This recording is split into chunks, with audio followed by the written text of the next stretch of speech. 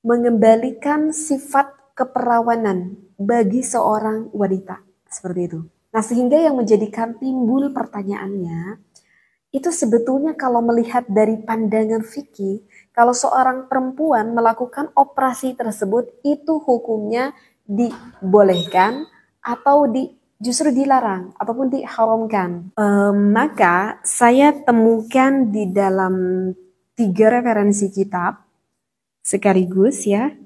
Yang pertama itu saya temukan di dalam kitab Ahkamul Jarahah At-Tibbiyah. Memang kitab ini jarang sekali dikaji ya bagi kalangan santri pun. Saya temukan pada Syahifah 428 sampai Syahifah 429. Karena ini memang referensinya tuh panjang sekali. Kemudian yang kedua dan yang ketiga ini kitab yang sudah populer, yang sudah cukup lama sekali dikaji oleh para santri, yaitu Hasyiatul Jamal pada juz ke-6 Syahifah 270 dan kitab I'anatul Talibin pada juz ke-4 Syahifah 290. Nah, tapi mohon maaf sekali, mungkin saya tidak akan membacakan seluruh referensinya karena ini panjang sekali pembahasannya ya, sampai setengah koras ini. Jadi di dalam kitab yang pertama, di dalam kitab Ahkamul Jarahah, itu sebetulnya sih ada ikhtilafiyah. Artinya ikhtilafiyah itu ada perbedaan pendapat ulama.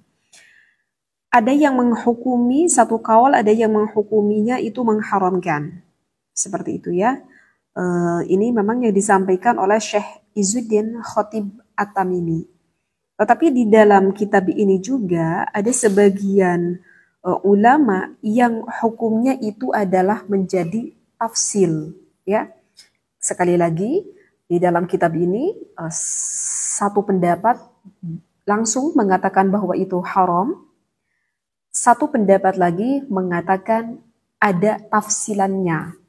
Maka di dalam tafsilan ini di sini lebih dijelaskan oleh Dr. Muhammad Naim Yasin di dalam referensi kitab ini. Bagaimana ini memang sih lebih cenderung di dalam kitab ini adalah lebih cenderung kepada seorang dokternya. Bagaimana dokter tersebut hukumnya untuk mengoperasi, misalkan ada seorang wanita yang jika ingin melakukan operasi tersebut. Di dalam kitab ini tafsilannya itu terbagi menjadi 3 kasus ya.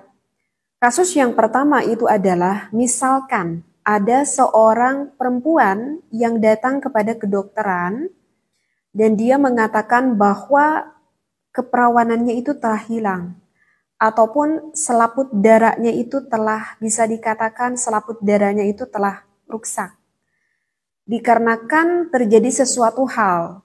Misalkan dikarenakan terjadi suatu kecelakaan sehingga mengakibatkan selaput darahnya itu rusak misalkan. Ataupun misalkan melakukan suatu pekerjaan secara terus rutinitas yang begitu mungkin agak cukup keras kali ya. Saya juga kurang paham ya rutinitas seperti apa. Yang justru itu mengakibatkan selaput darah dari seorang perempuan ini rusak seperti itu. Nah, kenapa perempuan ini ingin melakukan tindakan operasi tersebut? Karena takut ataupun ada prasangka ketika nanti menikah suaminya itu mengira kalau dirinya itu bukan seorang perawan. Jadi artinya ya takut ada dugaan ataupun sangkaan kuat bahwa nanti suaminya berpikir seperti itu. Nah, maka bagi seorang dokter untuk mengoperasikan wanita tersebut itu hukumnya bagaimana?